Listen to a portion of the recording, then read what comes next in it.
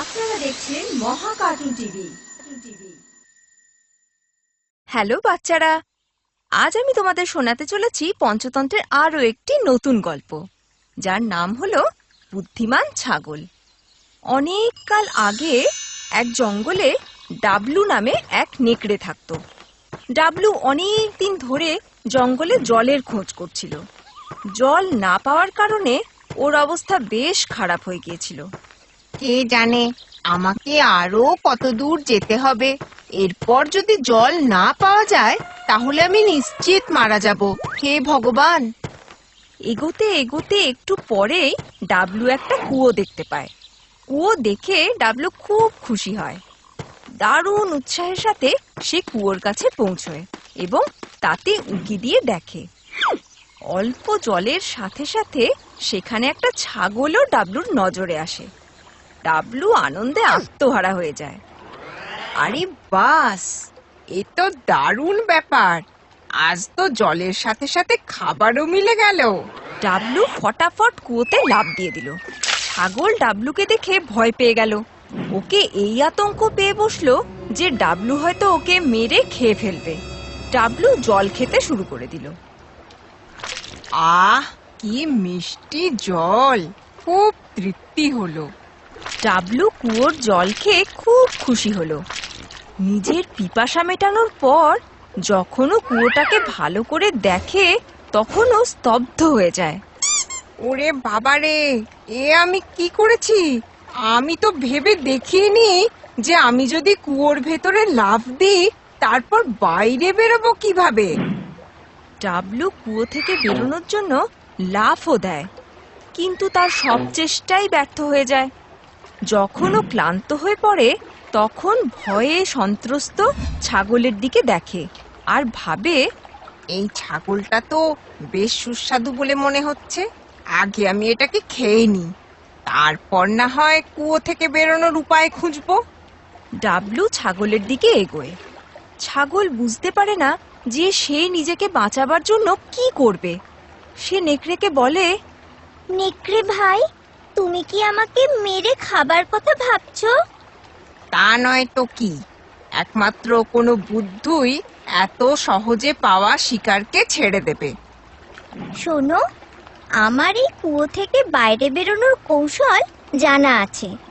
যদি তুমি আমাকে মেরে ফেলো তাহলে তুমি এই কুয়ো থেকে বেরোতে পারবে না, আর রাতে এখানে ঠান্ডায় মরে যাবে। কেমন কৌশল? আমি কিছু সময় ধরে এই কুয়োর মধ্যে ফেঁসে আছি। জল খুঁজতে খুঁজতে এখানে এসে পড়েছিলাম। আমার এত জল তেষ্টা পেয়েছিল যে কিছু ভাবনা চিন্তা না করেই আমি কুয়োয় লাফ দিয়ে দিই। হ্যাঁ, আমারও তো সেই একই ভুল হয়েছে। পরে আমি এই কুয়োর গভীরতা বুঝতে পারলাম। যখন বাইরে বেরোনোর জন্য চেষ্টা করতে করতে ক্লান্ত হয়ে পড়লাম, তখনই আমি বুঝে গিয়েছিলাম যে অন্য কোনো প্রাণী একমাত্র আমাকে এই কুয়ো থেকে বাইরে নিয়ে আসতে পারে। যদি তুমি আমার ওপর চড়ে লাফ দাও তাহলে হয়তো তুমি বাইরে বেরোতে পারবে। তারপর বাইরে বেরিয়ে তুমি দড়ি ফেলে দিও, আর চাইলে তুমি আমায় মেরে খেয়ে নিতে পারো। ডাবলু ছাগলের কথা শুনে চিন্তায় পড়ে গেল। ছাগলটা তো ঠিকই বলছে। যদি আমি একে খেয়ে নিই তাহলে কুয়ো থেকে বাইরে বেরোবো কিভাবে? আর এমনিতেও একে তো আমি কুয়ো থেকে বেরিয়েও শিকার করতে পারবো। নেকড়ে ছাগলকে বলে, তুমি ঠিকই বলছো। আমরা একে অপরের সহায়তা করলে দুজনেরই মঙ্গল। ছাগল নিজের দুটো পা কুয়োর দেওয়ালে তুলে দেয় আর মাথা ঝুঁকিয়ে নেয়। ডাবলু তার পুরো বল প্রয়োগ করে লাফ দেয় এবং কুয়ো থেকে বাইরে চলে আসে। কুয়ো থেকে বাইরে এসে ডাবলু ছাগলের জন্য দড়ির বন্দোবস্ত করে আর কুয়োতে দড়ি ফেলে দিয়ে ছাগলকেও বাইরে বার করে আনে। ডাবলু নিজের খিদে মেটানোর জন্য ছাগলের দিকে এগোতে যাবে, ঠিক তখনই ছাগল বলে ওঠে, অনেক অনেক ধন্যবাদ নেকড়ে ভাই, তুমি আমায় না মেরে আমার সহায়তা করেছো। তুমি চাইলে আমায় মেরে খেতেই পারতে, কিন্তু তুমি তা করোনি। আমি তোমার উপকার কোনো দিনও ভুলবো না। ছাগলের কথা শুনে নেকড়ের খুব ভালো অনুভূতি হলো। নিজের স্বার্থের জন্যই হোক, সে নিজের জ্ঞানে অজ্ঞানেই একটা ভালো কাজ করেছে। সে ছাগলকে বলে, ধন্যবাদ তো আমার তোমাকে বলা উচিত।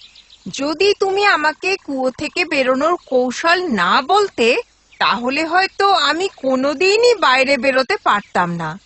আর তোমাকে মেরে খাওয়ার কথা যদি বলো, তা তো আমি এখনো করতে পারি।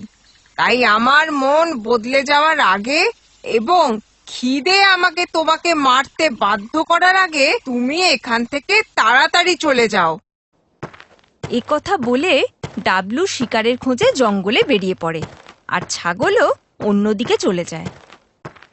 তাহলে বাচ্চারা, এই কাহিনী থেকে আমরা এটাই শিখলাম যে বিপদের সময় আমাদের নিজের শত্রুকেও মিত্র করে নেওয়া উচিত এবং সর্বদা বুদ্ধি খাটিয়ে কাজ করা উচিত।